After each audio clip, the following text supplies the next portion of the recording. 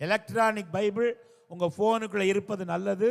ஆனால் printed Bible எல்லாரும் இந்த புது நல்லா வாசிக்க தெரிந்திருக்க வேண்டும். அந்த சபை வாக்குத்தத்தம் பெருசு, அது கூட குடும்பத்துக்கு ஒன்று. வாங்காதவங்க தயவு செய்து வாங்கி கொள்ளும்படி கேட்கிறேன்.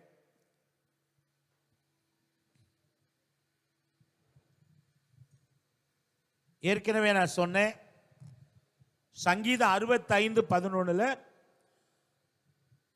வருஷத்தை உம்முடைய நன்மையினால் முடிசூட்டுகிறீர், உமது பாதைகள் நெய்யாய் பொழிகிறது. எப்பொழுதுமே ஆண்டவருடைய பாதையில் நடந்தா அது ஆசீர்வாதம். ஜீவனுக்கு போகிற வழி எப்படி இருக்கிறது? இடுக்கமா இருக்கு, விசாலமா இருக்கா? ஜீவனுக்கு போகிற வழி இடுக்கமா இருக்குது.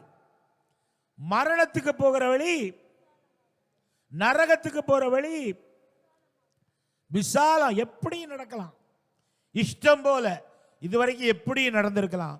இன்னையிலிருந்து ஒழுங்கா நடக்க ஆண்டவர் உங்களுக்கு ஜீவன் கொடுத்திருக்கார். ஆண்டவருடைய பரிசுத்த நாமத்துக்கு ஸ்தோத்திரம்.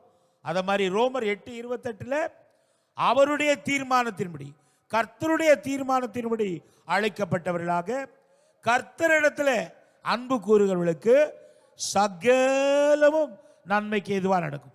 எல்லாருக்கும் இல்ல, இந்த வாக்குத்தத்தம் எல்லாருக்கும் கிடையாது. யாருக்கு? அவரை நேசிக்கிறவர்களுக்கு, அவரால் அழைக்கப்பட்டவர்களுக்கு. எல்லாரும் அழைக்கப்படல. எத்தனை பேர் அழைக்கப்பட்டாங்க, ஆனா அழைப்புக்கு செவி கொடுக்கவில்லை. பெரிய அரசியல்வாதிகள் சரி, பெரிய சுத்த நாமத்திற்கு மகிமை உண்டாவதாக. ஹல்லேலூயா.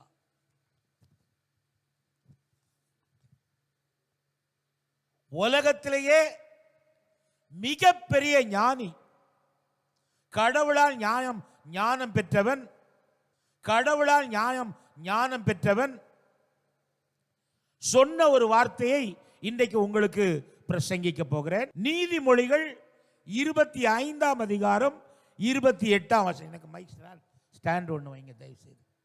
ஹல்லேலூயா. நீதிமொழிகள் 25:28. ஆவியை தன் ஆவியையா? ஆவியையா? வேற எவன் ஆவி? நம்ம ஆவிய, தன் ஆவியை மனுஷன் மதில் இடிந்த பாழான பட்டணம் போல இருக்கிறான். ஹல்லேலூயா.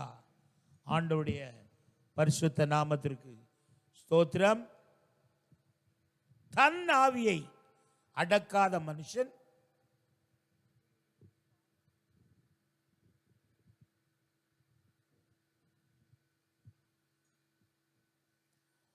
whoever has no rule on his own spirit is like a city broken down without walls. தன் ஆவியை அடக்காத மனுஷன் மதில் இடிந்த பாழான பட்டணம் போல இருக்கிறான். நமக்கே தெரியும் நம்ம ஒழுங்கா இருக்கமா இல்லையா. இதுக்கு அர்த்தம் என்னன்னா செல்ஃப் கண்ட்ரோல், இச்சை அடக்கம், ஒரு ஒழுக்கமுள்ள வாழ்க்கை. யோபுவை பார்த்து ஆண்டவர் சொன்னார், அவன் பொல்லாப்புக்கு விலகுகிறவன், நீ பொல்லாப்புக்கு விலகுகிறவன், நீதிமான், உத்தமன் என்று அவனை குறித்து சொல்லப்பட்டிருக்கிறத நம்ம பார்க்கிறோம். தேவனுடைய பிள்ளைகளே, city that has no walls has no control over its future. ஒரு பட்டணம் சுற்றி வர அடைக்கப்படலைன்னா அதுக்கு பாதுகாப்பு கிடையாது.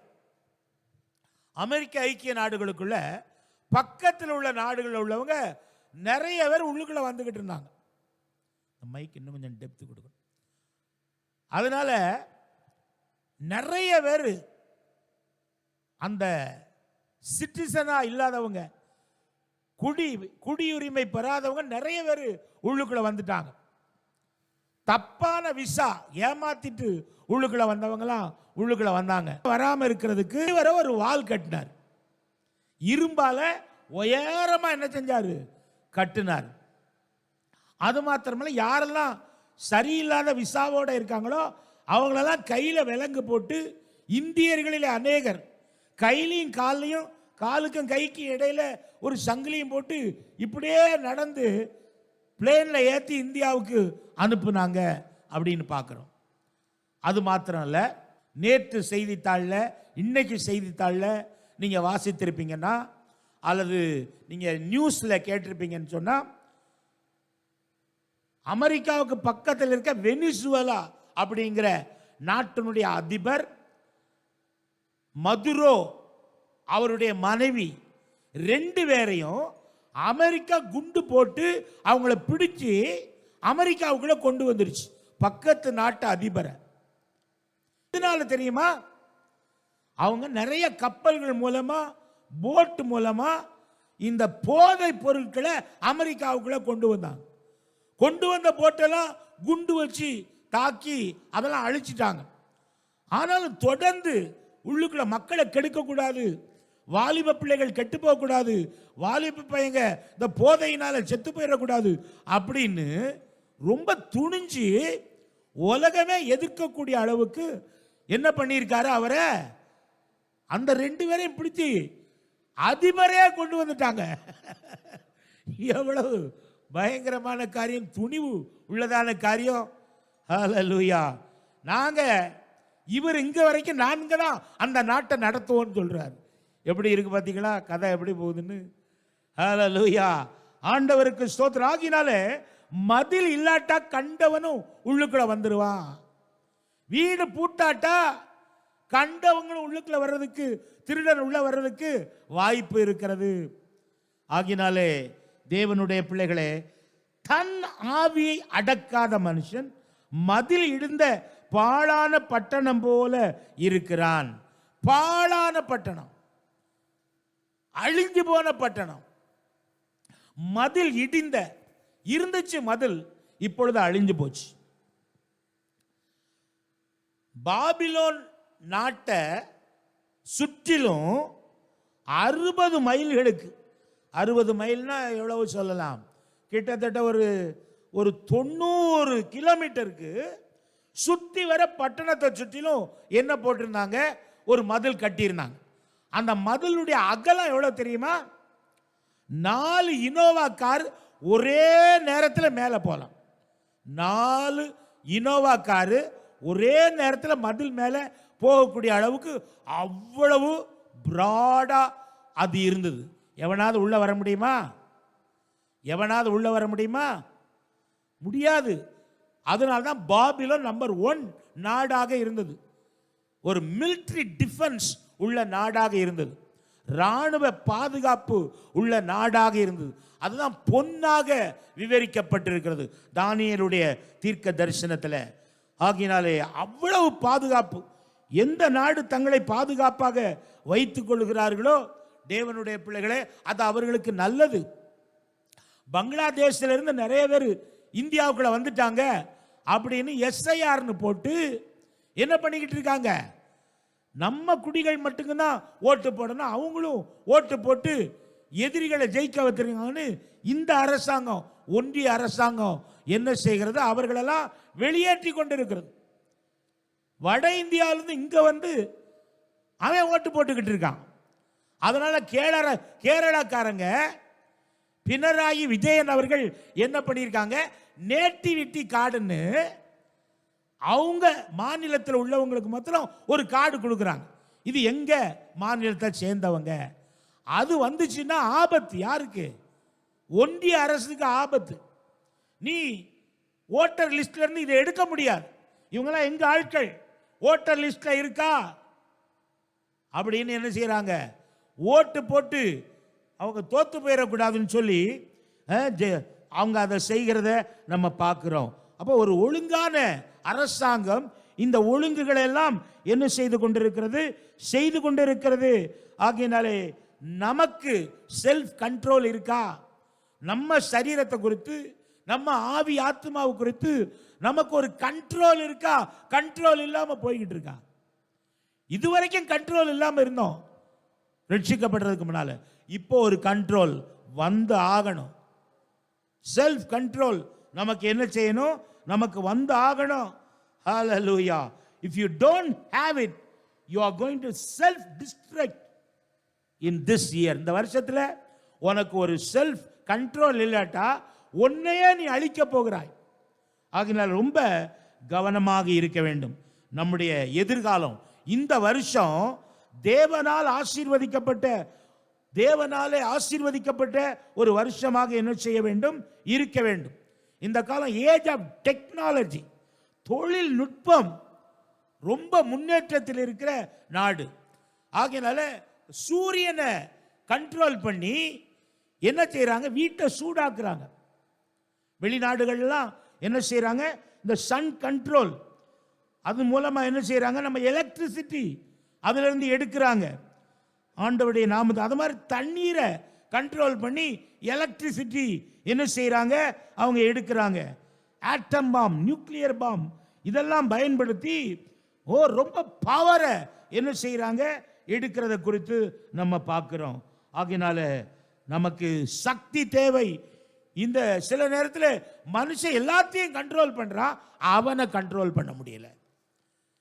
ஆண்டவருடைய பிள்ளைகளை ஆக நம்ம கண்ட்ரோல் பண்ணியிருக்கோமா? செல்ஃப் கண்ட்ரோல்ட் லைஃப் நம்ம வாழ்க்கையில் இருக்கா? நீதிமொழிகள் 16:32 வாசிங்க. Proverbs 16:32. நீதிமொழிகள் 16:32. பலவானை பார்க்கிலும் நீடிய சாந்தமுள்ளவன் உத்தமன். பட்டணத்தை பிடிக்கிறவனை பார்க்கிலும் தன் மனதை அடக்குகிறவன் உத்தமன். இங்கிலீஷ்ல ஸ்பிரிட்னு போட்டிருக்கு. தன் ஆவியை அடக்கி வச்சிருக்கவன், கோபப்படாதவன்,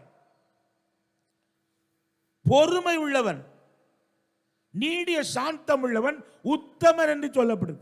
ஆவியின் கனி, பரிசுத்த ஆவியானவர் நமக்குள்ள வரும்போது ஆவியின் கனி நமக்கு வருகிறது. அதுல ஒன்று இச்சை அடக்கம், அதுல ஒன்று தாழ்மை, தேவனுடைய பிள்ளை பொறுமை. இவைகள் நம்முடைய வாழ்க்கையில் இந்த வருஷத்தில் இருந்தா நமக்கு வெற்றி. ஆண்டவருடைய நாமத்துக்கு சோத்திரம். சில ஆட்கள் வெட்டிப்பாங்க. சில கணவன்மார்கள் மனைவியை பார்த்து என்ன செய்வாங்க? கத்துவாங்க. உங்களுக்கு கண்ட்ரோல் வேணும். ஆண்டவருடைய பிள்ளைகளுக்கு என்ன வேணும்? கண்ட்ரோல் வேணும். சில ஆட்கள் தங்க வீட்டுக்கு போனா நாய் கூட பின்னால போய் ஒளிஞ்சுக்கிடும். அந்த அளவுக்கு சில ஆட்கள் கொடுமையான கோபம் உள்ள ஆட்களா இருக்காங்க. நீங்க அப்படிப்பட்ட ஆட்களை ஒருத்தரா இருக்கீங்களா? இன்னைக்கு அதை கண்ட்ரோல் பண்ணிடணும். ஆண்டவருடைய நாமத்துக்கு அன்புள்ளவர்களாக இருக்கணும். மனைவியினிடத்தில் அன்பு, பிள்ளைகளிடத்தில் அன்பு உள்ளவர்களாக என்ன செய்ய வேண்டும்? இருக்க வேண்டும். You are the number one enemy to you. நீ தான் உனக்கு விரோதமா எதிரியா இருக்க.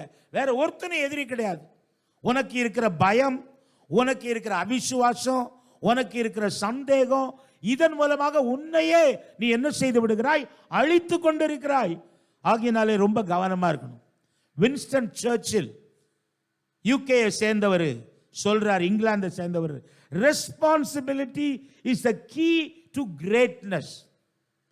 Responsibility is the key to greatness. மேன்மை, உயர்வுக்கு சாவியாக இருப்பது பொறுப்பு. குடும்பம் நடத்தினா குடும்பத்தை எப்படி நடத்தணும்? பொறுப்பா நடத்தணும். பிள்ளைகளை கீழ்ப்படிய பண்ணணும். பிள்ளைகளை பைபிள் வாசிக்க வைக்கணும். ஆண்டவருடைய நாமத்துக்கு ஸ்தோத்திரம்.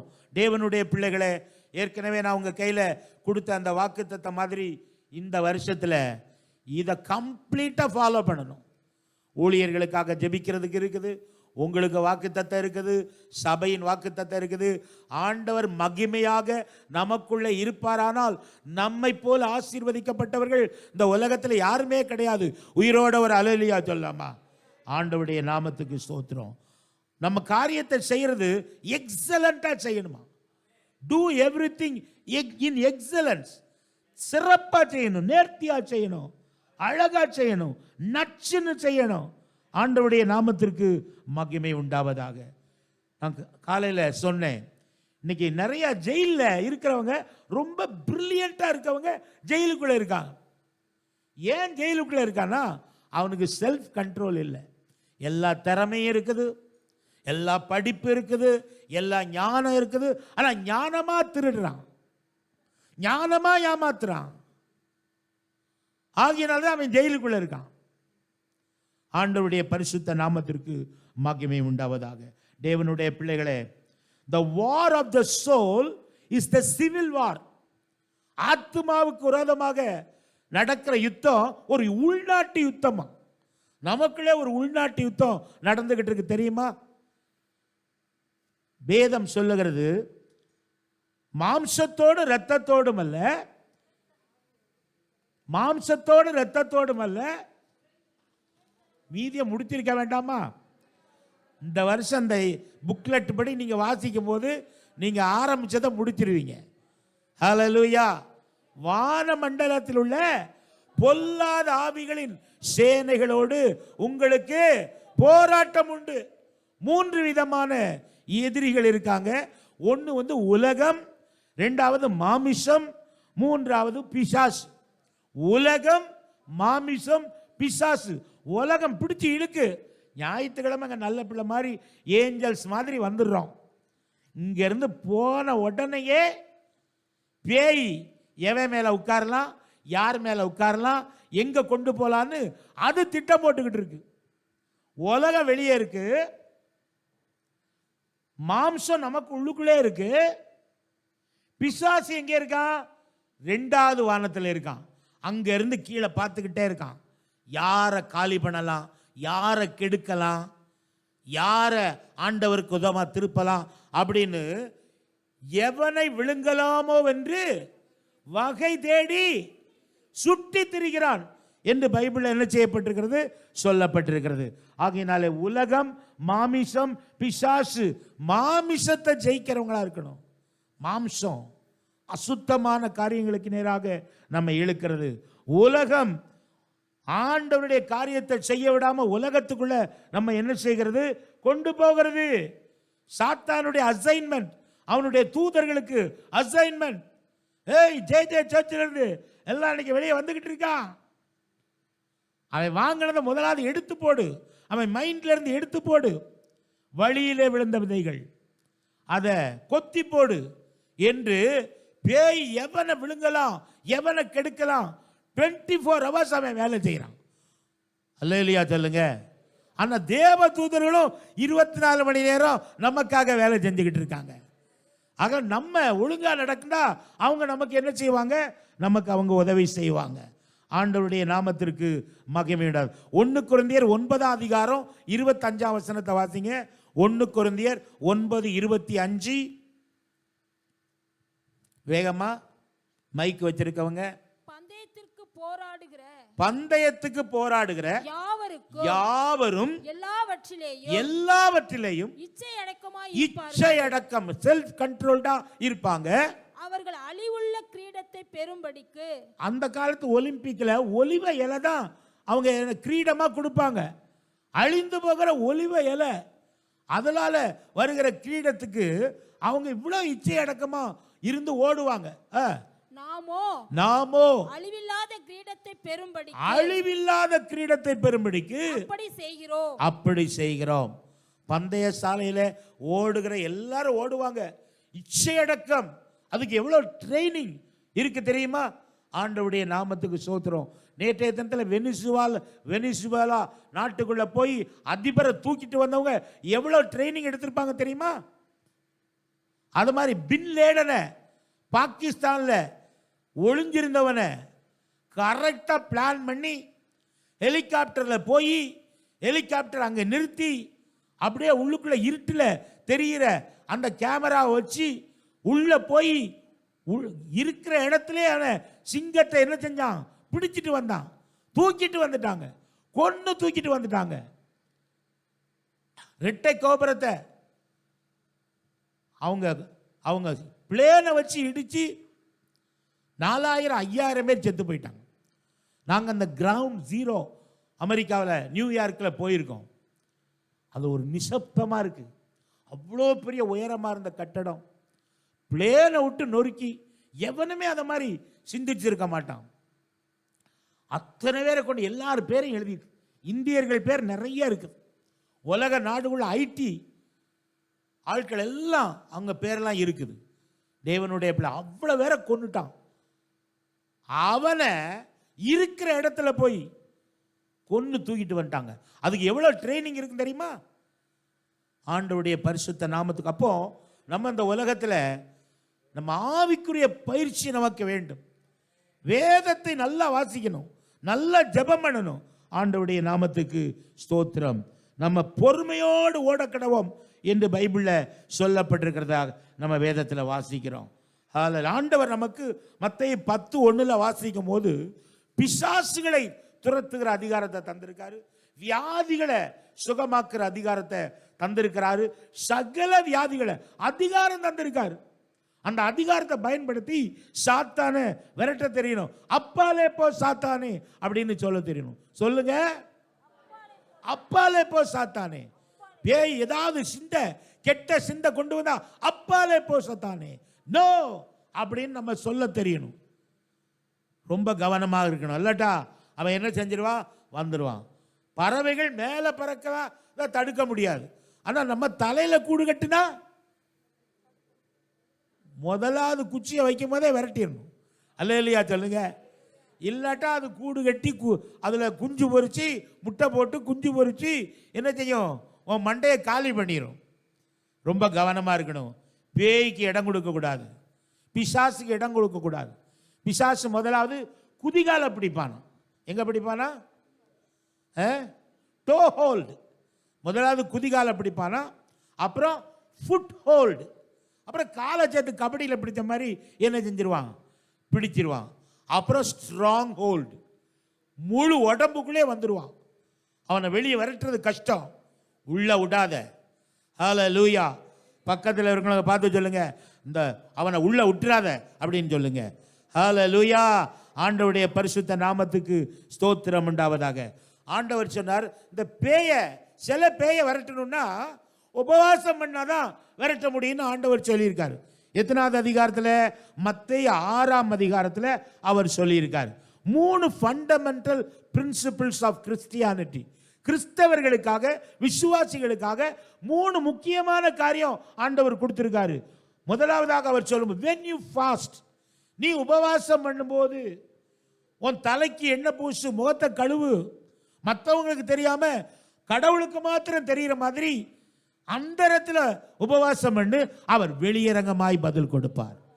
இந்த வருஷம், போன வாரம் வெள்ளிக்கிழமை, முந்தா நேத்து எல்லாருக்கும் அனுப்பி விட்டேன். இன்னைக்கு வெள்ளிக்கிழமை காலையிலேருந்து சாயங்காலம் 4 மணி வரைக்கும் என்ன செய்யணும், உபவாசம் பண்ணணும்னு ஞாபகப்படுத்தினேன். எத்தனை பேர் அதை கவனிச்சிங்களோ, இல்லாட்டா மூக்கு முட்டை சாப்பிட்டீங்களோ எனக்கு தெரியாது. எப்ப 2 நாள், வாரத்தில் 2 நாள் சாயங்காலம் 4 மணி வரைக்கும், 4 மணிக்கு சாப்பிடுங்க. இது ஜான் வெஸ்லியுடைய உபவாசம். அவ்வளவு வல்லமை எழுப்புதல் அவருடைய நாட்கள் இருந்தது. நம்ம ட்ரிச்சி சிட்டி ஏஜி சர்ச் முழுவதும், ஏஜி சர்ச் தான் வருது. ஆண்டவருடைய நாமத்துக்கு சோத்திரம். இந்த பக்கத்தில், கடைசி பக்கத்துக்கு முந்தின பக்கத்தில் உபவாச ஜெபம் செவ்வாய் வெள்ளி வீடுகளை, உங்க வீட்டிலேயே வேலை பார்த்துக்கிட்டே, எதையாவது குடிச்சுக்கிட்டே, சாப்பிடாம 4 மணி வரைக்கும் இருந்து பாருங்க. இந்த காரியத்துக்காக ஜெபிக்கிறேன்னு சொல்லிட்டு நீங்க பண்ணி பாருங்களேன்.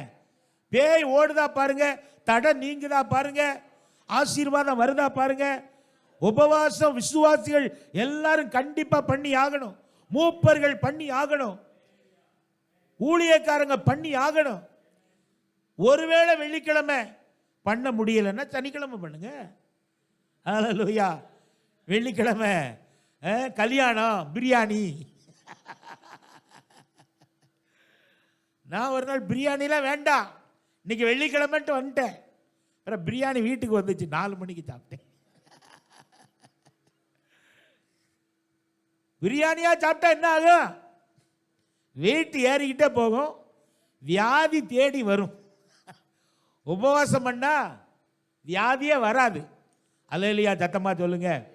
ஆண்டவருடைய நாமம். இந்த ஒழுங்கு, அதான் டிசிப்ளின், செல்ஃப் கண்ட்ரோல். இந்த ஒன்று உபவாசம் பண்ணணும், ஒரு ரெஸ்ட் கொடுக்கணுங்க. ஞாயிற்றுக்கிழமை சாப்பிடுங்க, திங்கக்கிழமை சாப்பிடுங்க, செவ்வாய்க்கிழமை உபவாசம், புதன்கிழமை சாப்பிடுங்க, வியாழக்கிழமை சாப்பிடுங்க, வெள்ளிக்கிழமை உபவாசம் பண்ணுங்க, சனிக்கிழமை சாப்பிடுங்க, ஞாயிற்றுக்கிழமை சாப்பிடுங்க, திங்கக்கிழமை சாப்பிடுங்க, செவ்வாய்க்கிழமை உபவாசம் பண்ணுங்க. அப்படியே ஒரு 3 நாள் 2 நாளுக்கு இடையில ஒரு ஒரு உங்களுக்கு உடம்புக்கு கொஞ்சம் ரெஸ்ட் கொடுத்தீங்கன்னா அது ரொம்ப நல்லா இருக்கும். தொடர்ந்து ஓடிக்கிட்டே இருந்ததுன்னா, எங்கள் வீட்டில் ஒரு ஜெனரேட்டர் இருக்கு, 10 kV ஜெனரேட்டர், எல்லாம் சுற்றி வர எல்லா வீடும் இருட்டானாலும் எங்கள் வீட்டில் ஸ்டார்ட் ஆயிரும். அதில் ஏசியும் ஓடும். அதுக்கு 15 வருஷம் ஆகி போச்சு. இப்போ அதை வாங்கி பழைய வீட்டில் அங்கே சர்ச்சுக்கு பின்னால் இருக்க வீட்டில் இருக்கும்போது வாங்கினது. இப்போ அதுக்கு கொஞ்சம் டயர்டாகி போச்சு. அது அடிக்கடி மெக்கானிக்கை கூப்பிட வேண்டியது இருக்குது. அடிக்கடி என்ன செய்ய வேண்டியிருந்தது, பேட்டரியை சார்ஜ் பண்ண வேண்டியிருந்தது. ஏன்னா எப்பவும் சில சமயத்தில் பயன்படாமல் இருக்கும்போது அவருடைய பேட்டரி கீழே இறங்கிடும். அதனால் பேட்டரி சார்ஜர் ஒன்று வாங்கி அதை உள்ளே வச்சதுனால அது இப்போ நம்ம பேட்டரி சார்ஜ் பண்ண வேண்டிய அதே சார்ஜ் ஆகிடும். அப்போ கடவுள் மூளை கொடுத்துருக்காரு. ஒரு அல்லேலூயா சொல்லுங்க. அப்போ சார்ஜ் ஆகிக்கிட்டே இருக்கணும். பலன் நமக்கு என்ன செய்யணும் இருந்து உபவாசம். நீயோ உபவாசம் 3 காரியம் சொல்றாரு. அவர் நீயோ ஜெபம் பண்ணும்போது அவனுடைய அறை வீட்டுக்குள்ள பிரவேசித்து உன் பிதாவுக்கே காணப்படும்படியாக அந்த ரங்கத்தில் ஜெபம் பண்ணு. அந்த ரங்கத்திலே உன்னுடைய ஜெபத்தை கேட்கிற ஆண்டவர் வெளியரங்கமாய் பதில் கொடுப்பார். இந்த வருஷம் அது நடக்க போகுது. எப்போ? இந்த ஒழுங்குக்குள்ள நம்ம வரும்போது. வாலிப தம்பி சாப்பிடாம இருந்து பாரு, உபவாசம் மன்னிப்பாரு. வாலிப தங்கச்சி, அருமையான ஐயா அம்மா, நிறைய வியாதி சிலருக்கு. எதனால்னா ஒரு நேரம் விட்டாம சாப்பிட்டு போடுறது, எல்லா நேரமும் சாப்பிடுறது. அதனால இந்த ஒழுங்குக்குள்ள வரும்போது நானும் செலினா என் மனைவியும் ஆரம்ப நாட்களில் ஊழியத்தில் இருக்கும்போது 40 நாட்கள் நம்ம ஏதாவது லிக்விடா குடிச்சிட்டு 40 நாட்கள் சேர்ந்து உபவாசம் இருந்திருக்கோம், கணவனும் மனைவியும். ஒரு அல்லேலூயா சொல்லுங்க. அதனால சர்ச்சு வளர்ந்தது.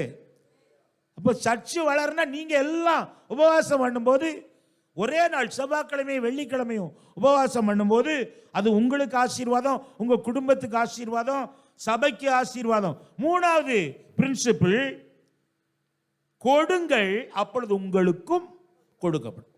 அது லூக்கால ரொம்ப நல்லா போடும். உங்களுக்கும் கொடுக்கப்படும். நீ கொடுத்தா உனக்கும் கொடுக்கப்படும், நீ கொடுக்காட்டா உனக்கு கொடுக்கப்படாது. எவன் கொடுக்கிறானா அவனுக்கு கொடுக்கப்படும். அல்ல, ஆண்டவருக்கு கொடுக்கும்போது தேவன் நமக்கு மறுபடியும் என்ன செய்யறாரு, அவர் திரும்ப கொடுக்கிறாரு அப்படின்னு பார்க்கிறோம். ஆண்டவருடைய நாமத்துக்கு ஸ்தோத்திரம். லூக்கா 6:38 வாசிங்க. அப்பொழுது உங்களுக்கும் கொடுங்கள் அப்பொழுது உங்களுக்கும் கொடுக்கப்படும். அத கும் இம்முல ஒரு அண்டர்லைன் பண்ணிக்கணும். நீ கொடுத்தீனா உனக்கும் கொடுக்கப்படும், நீ கொடுக்காட்டா உனக்கு கொடுக்கப்படாது. அப்ப ஆண்டவர் 3 பிரின்சிபல். நம்ம ஆசீர்வாதம் வரணும்னா, நமக்கு திரும்ப கடவுள் தரணும்னா நம்ம கொடுக்கிறவங்களா இருக்கணும். நம்மளாம் மிஷனரி ஊழியத்துக்காக கொடுக்கிறோம், பல காரியங்களுக்கு கொடுக்கிறோம்.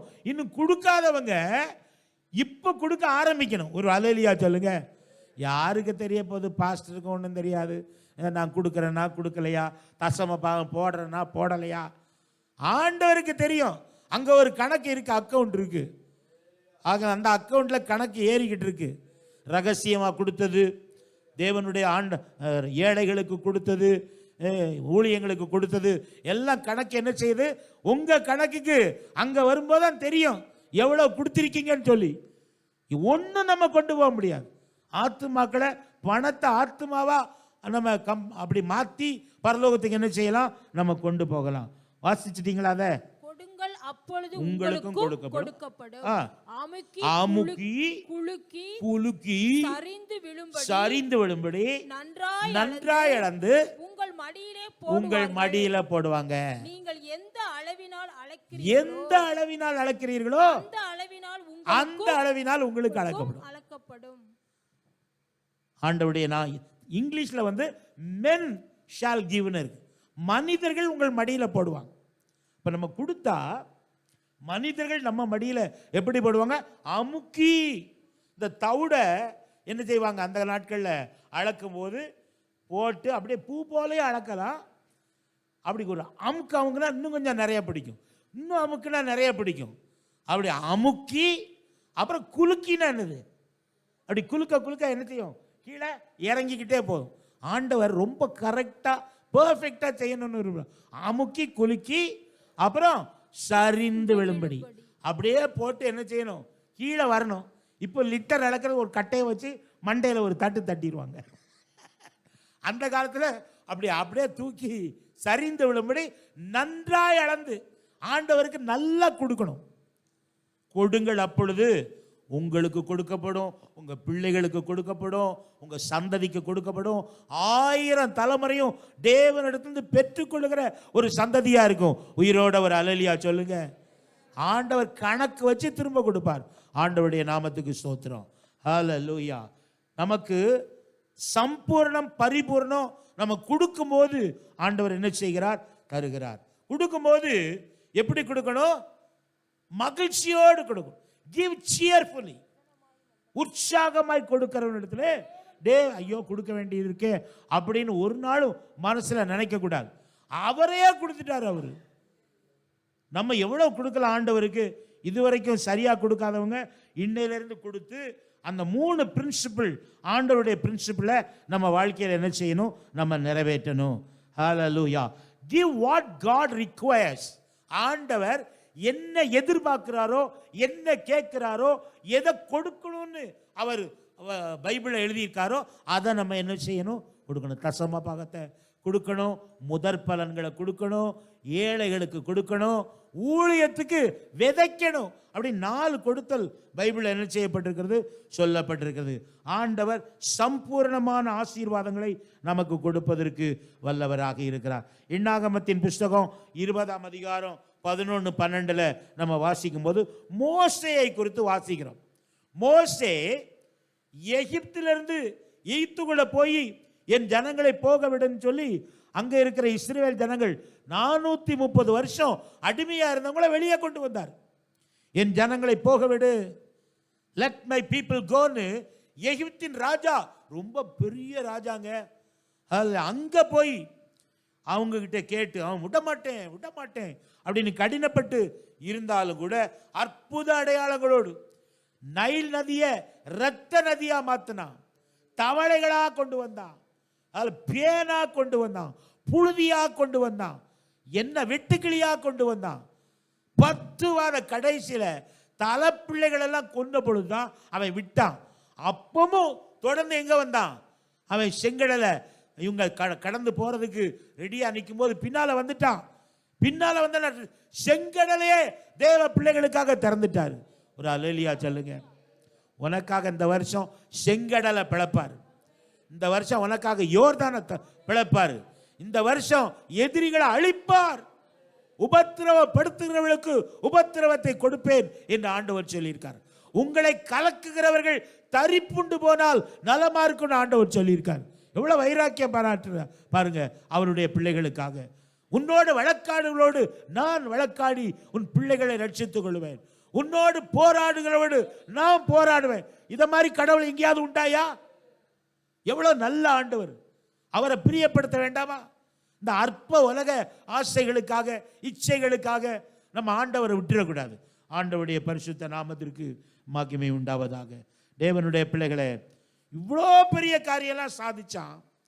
கடைசியில ஒரு இடத்துல செல்ஃப் கண்ட்ரோலை இழந்துட்டான். முதலாவது தடவை கண்மலையை அடினாரு, அடிச்சா தண்ணி எத்தனை லட்சம் பேருக்கு, கிட்டத்தட்ட 30 லட்சம் பேருக்கு தண்ணி வனாந்தரத்தில். 2வது தடவை பேசினார். கண்மலையாகிய கிறிஸ்து ஒரு முறை தான் அடிக்கப்படணும். புதிய ஏற்பாட்டுக்கும் பழைய ஏற்பாட்டுக்கும் சம்பந்தம் இருக்குது. அந்த கண்மலை கிறிஸ்துவே அப்படின்னு பைபிளில் போட்டிருக்கு. நான் 2வது தடவை ரொம்ப கேஷுவலா அவன் என்ன பண்ணிட்டான், முதலாவது அடிக்க சொன்னார்ல அதை மாதிரி அடிச்சிருவோம் அப்படின்னு அடிச்சிட்டான். தண்ணி வந்தது, எல்லாரும் திருப்தியானாங்க, எல்லாரும் மோசையை பாராட்டினாங்க.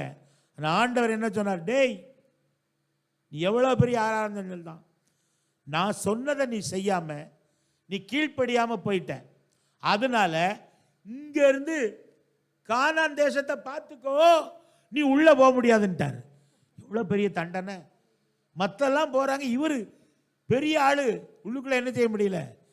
பரலோகம் அவருக்கு உண்டு, ஆனாலும் ஆண்டவர் என்ன செஞ்சாரு, அவனை ஆண்டவரே அடக்கம் பண்ணாராம். யாருக்கு அடக்கம் பண்ண இடமே தெரியாதாம்.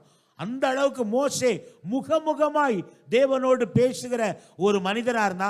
ஆனா ஒரு இடத்துல செல்ஃப் கண்ட்ரோல் போயிடுச்சு. அதனால அவன் என்ன செஞ்சிட்டான், ஒரு பெரிய பாலும் தேனும் ஓடுகிற கானான் தேசத்துக்குள்ளே நீ போகாத, இங்கே இந்த மலையிலே நீ மரிப்பாய், அப்படி நான் உன்னை அடக்கம் பண்றேன்னு அங்கேயே அடக்கம் பண்ணிட்டார்.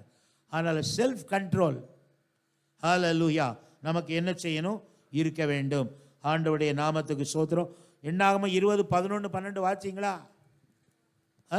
வசனத்தை குறிச்சுக்கிடுங்க. தன் கையை ஓங்கி கண்மலையை தன் கோலினால் 2 தரம் அடித்தான். 2 தடவை அடிச்சா.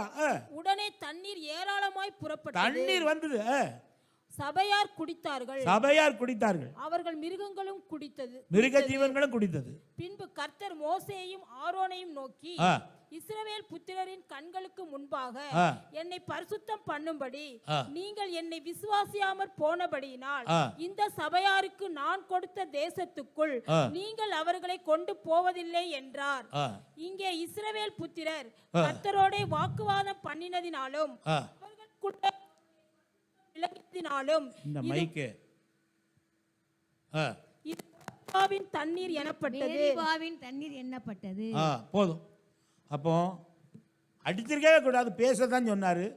ஆனா 2 அடி அடிச்சு விட்டான். ஆண்டவரை திரும்ப அடிச்சு விட்டான். நம்ம எத்தனை தடவை ஆண்டவரை அடிச்சுக்கிட்டு இருக்கோம்? நம்ம பாவம் செஞ்சா மறுபடியும் அவரை சிலுவையில் அறையிறோம் அப்படின்னு பைபிளில் சொல்லப்பட்டிருக்குது.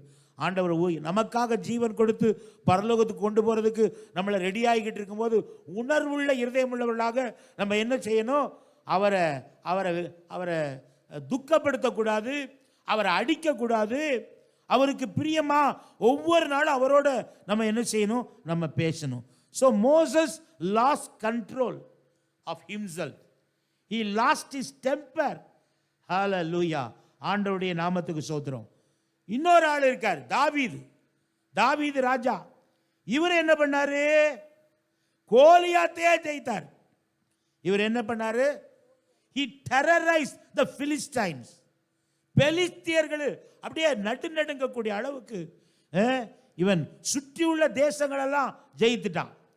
சாலமோன் ஆலயத்தை கட்டுறதுக்கு முன்னால சுற்றியுள்ள எல்லா எதிரிகளையும் அழிச்சு 18 யுத்தம் பண்ணினான். எல்லா எதிரிகளையும் அழிச்சான். Hallelujah. His lust for Bathsheba led her to pregnancy and the murder plot to kill her husband. பத்சேபாளை குளிக்கும் போது பார்த்து அவளை தூக்கிட்டு வான்னு சொல்லி அவளோடு விபச்சாரம் பண்ணி அதுல கற்பமானதுனால அந்த கற்பத்தை மறைக்கிறதுக்கு புருஷனை கொண்டு விட்டான். Innocent life. உரியாவை அவன் கொன்னதுனால ஆண்டவர் என்ன சொன்னார் தெரியுமா? 2 சாமுவேல் 12:10. மைக் எப்பவும் 2 ஸ்டாண்ட், புது ஸ்டாண்டாவது வாங்கி வச்சிருக்கேன். இப்போதும் நீ என்னை அசட்டை பண்ணி ஏத்தியனாகிய மனைவியை, நல்ல மைக்கு கொடுங்கப்பா, ஏத்தியனாகிய உரியாவின் மனைவியை உனக்கு மனைவியாக எடுத்துக்கொண்டபடியினால், உனக்கு அடுத்தவன் மனைவியை உனக்கு மனைவியாக எடுத்துக்கொண்டு பட்டயம் என்றைக்கும் உன் வீட்டை விட்டு விலகாதிருக்கும். அடுத்த மனைவியை எடுத்துட்டனால, அவனை கொன்னுகிட்டு மனைவியை எடுத்ததுனால, பத்சேபாளை எடுத்துக்கிட்டதுனால பட்டயம் உன் வீட்டை விட்டு விலகாது என்றும் கர்த்தர் சொல்லுகிறது என்னவென்றால், இதோ நான் உன் வீட்டிலே பொல்லாப்பை உன்மேல் எழும்ப பண்ணி, உன் வீட்டுல பொல்லாப்பை எழும்ப பண்ணி, உன் கண்கள் பார்க்க உன் ஸ்திரீகளை எடுத்து உன் பெண்களை எடுத்து உனக்கு அடுத்தவனுக்கு கொடுப்பேன். அவன் இந்த சூரிய வெளிச்சத்திலே உன் ஸ்திரீகளோட சயனிப்பான். உன் ஸ்திரீகளோட பாவம் பண்ணுவான். நீ ஒளிப்பிடத்தில் அதை செய்தால், நீ ஒளிப்பிடத்தில் செஞ்ச, நானோ இந்த காரியத்தை இஸ்ரவேலர் எல்லாருக்கும் முன்பாகவும் சூரியனுக்கு முன்பாகவும் செய்விப்பேன் என்றார். பாருங்க, தாவீது தேவனுடைய இருதயத்துக்கு ஏற்ற தாசன். ஆனா அவன் தப்பு பண்ணிட்டான். அவன் மன்னிப்பெல்லாம் கேட்டான். 51 சங்கீதத்தில், தேவனே உம்முடைய மிகுந்த கிருபையின்படி இறங்கும், ஈசோப்பினால் என்னை சுத்திகரியும் அப்படின்னு சொல்லி தேவனுக்கு ஏற்கும் பலிகள் நொறுங்குண்ட ஆவி, நொறுங்குண்டது நறுங்குண்டதுமான இருதயத்தை நீங்க புறக்கணிக்க மாட்டீங்க அப்படின்னு சொல்லி எல்லாம் சொன்னான். ஆனால் ஆண்டவர் தாம் கொடுத்த வாக்குத்தத்தத்தை நிறைவேற்றுறதுல ரொம்ப கவனமா இருந்தார். என்ன நடந்தது தெரியுமா? சொந்த மகன் அப்சலோம் அப்பாவுக்கு விரோதமா எழும்பி அவருக்கு விரோதமா யுத்தம் பண்ணினான். எத்தனை பேர் அந்த யுத்தத்தில் செத்தாங்க தெரியுமா? பட்டயம் உன் வீட்டை விட்டு விலகாது 22,000 பேர் செத்தாங்க. ஒரு யூரியாவை கொண்டதுக்கு எத்தனை பேர் செத்தாங்க? எத்தனை பேர் சொல்லுங்க கொஞ்சம். 22,000 பேர். தாவீதினுடைய மனுஷர் போர் வீரர்கள் என்ன செய்தாங்க? அவங்க செத்து போனாங்க. His daughter was raped. அவனுடைய மகள் மானபங்கப்படுத்தப்பட்டாள். His baby died. அவனுடைய பிள்ளை செத்து போச்சு. Absalom had sex with David's wives to humiliate David. தாவீதை அவன் கீழ்ப்படுத்துறதுக்காக தாவீதினுடைய மனைவிகளோடு அவன் பாவம் செய்தான் பைபிளோடு பப்ளிக்ல. மகன் அப்பனுக்கு விரோதமாக எழும்பி இவ்வளவு காரியத்தை என்ன செஞ்சான்? அவன் செஞ்சான் அப்படின்னு பார்க்கிறோம்.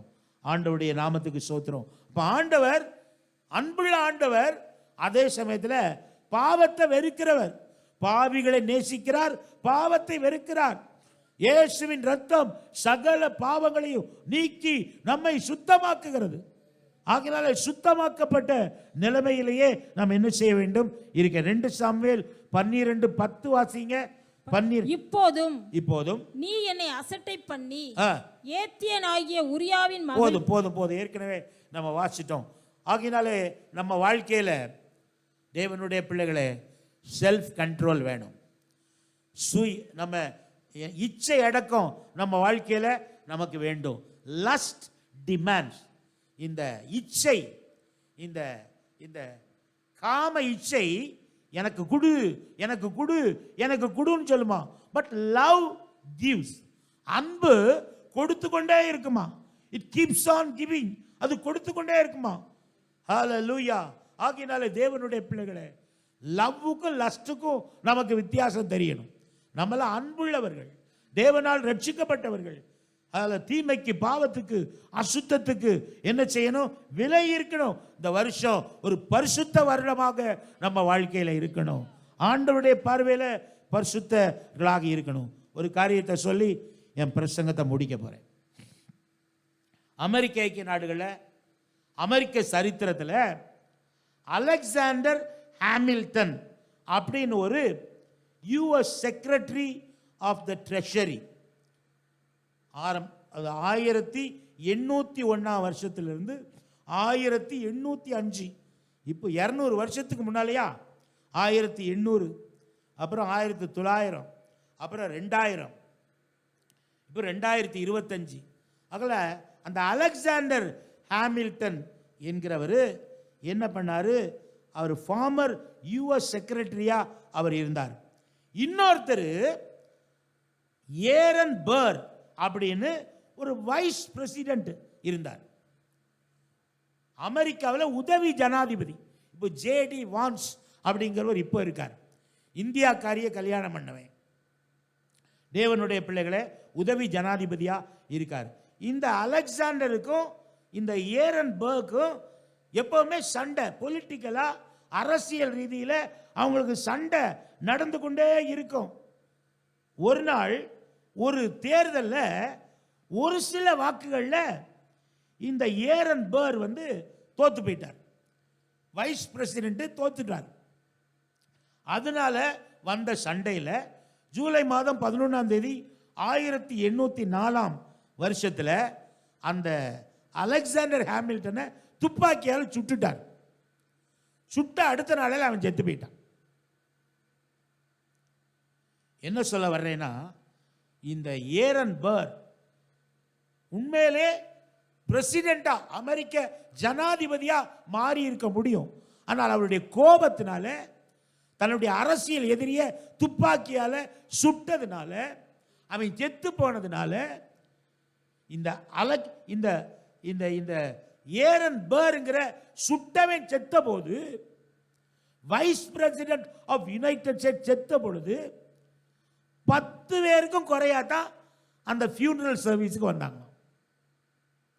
எத்தனை பேருக்கு குறையா? வைஸ் பிரசிடென்ட்னா எவ்வளவோ ஆயிரக்கணக்கான மக்கள் அமெரிக்கர்கள் வர முடியும்.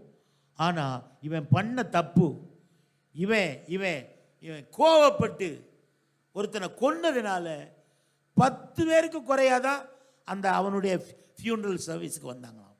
இவன் ஜனாதிபதியா மாறி இருக்கக்கூடிய வாய்ப்பு அவனுக்கு இருந்தது. எத்தனை வருஷம் உதவி ஜனாதிபதியா இருந்தா? 1801 இருந்து 1805 4 வருஷம் உதவி ஜனாதிபதியா இருந்தான். ஜனாதிபதியாக மாறி இருக்கக்கூடும். ஆனா அவன் பேர் கெட்டு அவனும் செத்தான். தேவனுடைய பிள்ளைகளே, he lost his self control. மதிப்பே இல்லாம எல்லாரும் வெறுக்கக்கூடிய அளவில் அவன் செத்து போனான். மோசே தன்னுடைய செல்ஃப் கண்ட்ரோலை இழந்தான். தாவீது அவ்வளோ பெரிய யுத்த வீரனாக அவ்வளோ காரியங்களை சாதித்தவனாக இருந்தாலும் அவனும் செல்ஃப் கண்ட்ரோலை இழந்து பாவம் செஞ்சதுனால, தேவனுடைய பிள்ளைகளே, இந்த ஏரன் பர் அப்படிங்கிற உதவி ஜனாதிபதி, அமெரிக்க உதவி ஜனாதிபதி, அவருடைய வாழ்க்கையில செல்ஃப் கண்ட்ரோல் இல்லாம இன்னொருத்தர் கோபத்தில் துப்பாக்கியால சுட்டதுனால, தேவனுடைய பிள்ளைகளே, அவனுடைய அடக்க ஆராதனைக்கு நிறைய பேர் போகவே இல்லை. குடும்பத்தார் மட்டும்தான் போயிருப்பாங்கன்னு நினைக்கிறேன். இப்படிப்பட்ட சூழ்நிலை. இந்த வருஷம் நமக்கு ஒரு செல்ஃப் கண்ட்ரோல். எல்லாரும் கண்களை மூடி ஆண்டவரை நோக்கி ஜெபம் பண்ண போகிறோம். ஹல்லேலூயா. நம்ம வாழ்க்கையில் எந்த பகுதியில் செல்ஃப் கண்ட்ரோல் இல்லை? சில நேரத்தில் உணர்ச்சி வசப்பட்டு உணர்ச்சிக்கு இடம் கொடுத்து பேசக்கூடாததை பேசி வாழ்க்கையில் நம்மையே நம்ம கெடுத்து கொள்கிறோம். நம்மை சுற்றிலும் இருக்கிறவர்களுக்கு தீமையை விளைவிக்கிறவர்களாக நம்ம மாறுகிறோம். இந்த வருஷம் ஆண்டவரே, ஹல்லேலூயா, ஆண்டவரே, நான் உம்முடைய பரிசுத்த பாதையிலே நீர் சொல்லுகிறபடி, இந்த வேதம் சொல்லுகிறபடி நான் நடக்கணும் ஆண்டவரே. என்னை அர்ப்பணிக்கிறேன் ஆண்டவரே, என்னை அர்ப்பணிக்கிறேன் ஆண்டவரே. ஒழுங்கா உபவாசம் பண்ணணும். என் மாம்சம் மேற்கொள்ளாம இருக்கணும்னா உபவாசம் பண்ணணும். மாம்சம் உனக்கு விரோதமா செயல்படாம இருக்கணும்னா, உன் கண்கள் அந்நிய ஸ்திரீகளை பார்க்காமல் இருக்க வேண்டுமானால் நீ உபவாசம் பண்ணணும். பைபிளையே வாசிக்கிட்டு இருந்தா வேற யாரையும் பார்க்க முடியாது, வேற யாரையும் கெடுக்க முடியாது, வேற யாரையும் ஏமாற்ற முடியாது. உபவாசம், ஜெபம், ஆண்டவருக்கு கொடுத்தல். 3 காரியத்தில் ஆண்டவரே எனக்கு ஒரு ஒழுங்க கொடுங்க ஆண்டவரே. ஆண்டவருக்கு ஒப்பு கொடுக்கலாமா?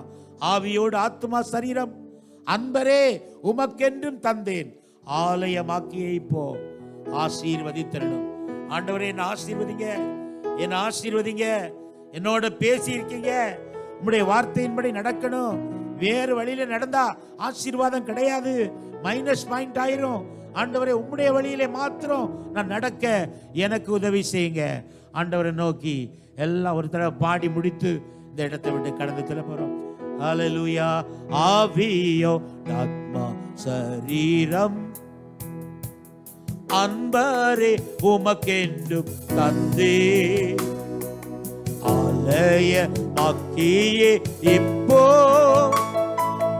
ஆசீர்வதித்தருளும். ஆலயமாக்கியே இப்போ ஆசீர்வதித்தருளும்.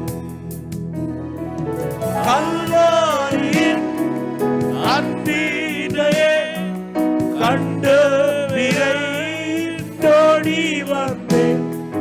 கல்வாரியின் அன்பினையே கண்டு விரைந்தோடி வந்தேன்.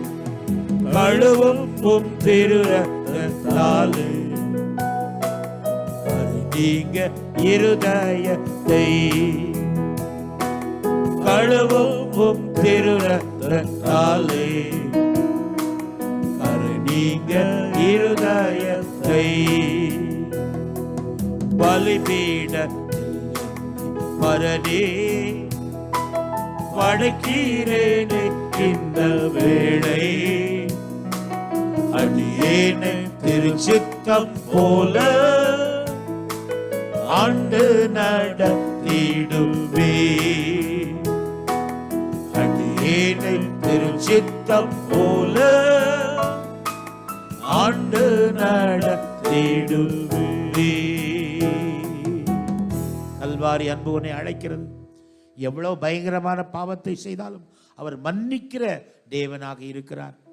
இனி பாவம் செய்யாதே, இனி பாவம் செய்யாதே. sin no more அப்படின்னு ஆண்டவர் சொல்றாரு. பாவத்தின் சம்பளம் மரணம். பாவம் மரணத்தை கொண்டு வருகிறது, சாபத்தை கொண்டு வருகிறது. தாவீதின் பாவம் சாபத்தை கொண்டு வந்தது, குடும்பத்துக்கு இழுக்கை கொண்டு வந்தது, குடும்பத்துக்கு கேவலத்தை கொண்டு வந்தது. கடைசியில் அந்த அப்சலோமும் செத்து போயிட்டான். ஹல்லேலூயா. பத்சேபாள் மூலமாக பெற்ற மகனும் செத்து போயிட்டான்.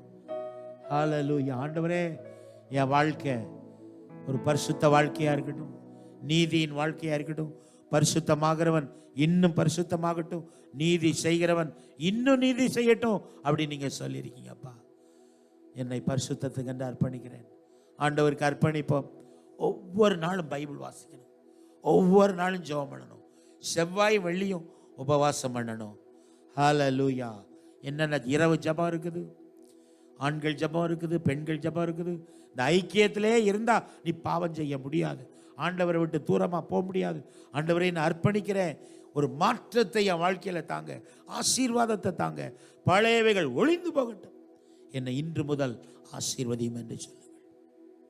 சர்வ வல்லமை உள்ள எங்கள் தேவனே, எங்கள் பிதாவே, இந்த முதலாவது ஞாயிற்றுக்கிழமை எங்களோட நீங்க பேசினதற்காக உமக்கு நாங்கள் நன்றி செலுத்துகிறோம், ஸ்தோத்திரம் செலுத்துகிறோம்.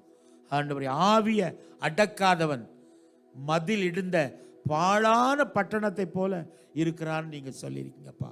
எங்க ஆவியை நாங்க அடக்கணும், எங்க ஆவியை நாங்க கீழ்ப்படுத்தணும், எங்களுடைய ஆவிக்குள்ள எங்க சரீரத்தை அடக்கணும். ஹல்லேலூயா.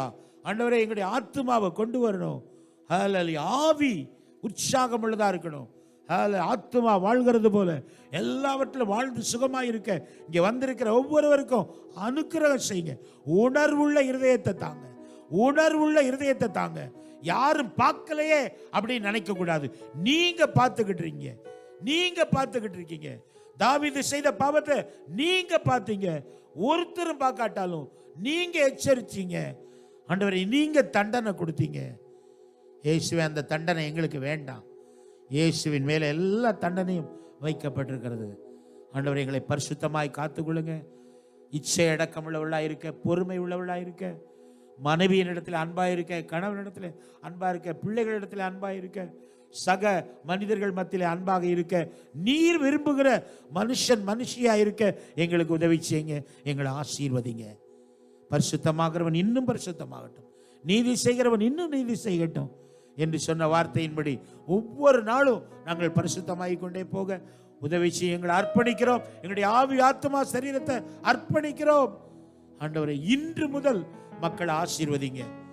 சத்ரு தொட முடியாத அளவுக்கு ஆசீர்வதிங்க. எதிர்பார்த்த நன்மைகளை கட்டளையிடுங்க.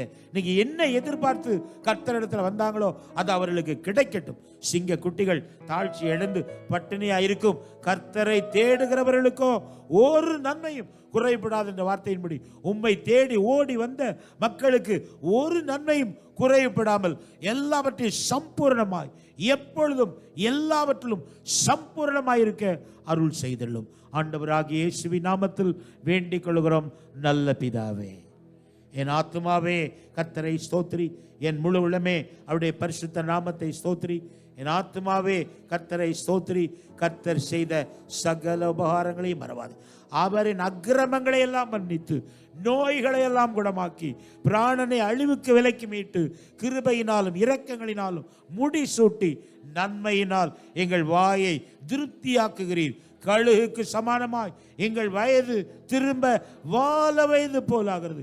ஒடுக்கப்படுகிற யாவருக்கும் எங்களுக்கும் கர்த்தர் நீதியையும் நியாயத்தை செய்கிறீர். அல்லேலூயா. நம்முடைய கர்த்தராகிய இயேசு கிறிஸ்துவனுடைய கிருபையும் பிதாவாகிய தேவனுடைய அன்பும் பரிசுத்த தேவ ஆவியானுடைய ஐக்கியமும் நம் அனைவரோடும் கூட, நம்முடைய குடும்பத்தார், இனத்தார், ஜனத்தார், உறவினர்கள், நண்பர்களுடைய ரட்சிப்போடும் கூட இந்த பட்டணத்திலும் முழு உலகத்திலும் இருக்கிற தேவ ஊழியர்கள், தேவ பிள்ளைகள், தேவ ஊழியங்கள் அனைத்தோடும் அனைவரோடும் இன்றும் என்றும் சதா காலங்களிலும் இருப்பதாக. ஆமென். ஹல்லேலூயா. துதி கன மகிமை பாடி முடிக்க போகிறோம். எல்லாரும் எழும்பி நின்று, ஆண்டவரே உமக்கே துதி, உமக்கே மகிமை, உமக்கே கனம். ஹல்லேலூயா. அடுத்த வாரம் வரும்போது நான் பாவம் செய்யாம பரிசுத்தமாய் வரக்கூடிய கிருபை தந்தீரேன்னு நன்றி தெரிவிக்கக்கூடிய அளவுக்கு ஆண்டவர் ஆசீர்வதிப்பார்.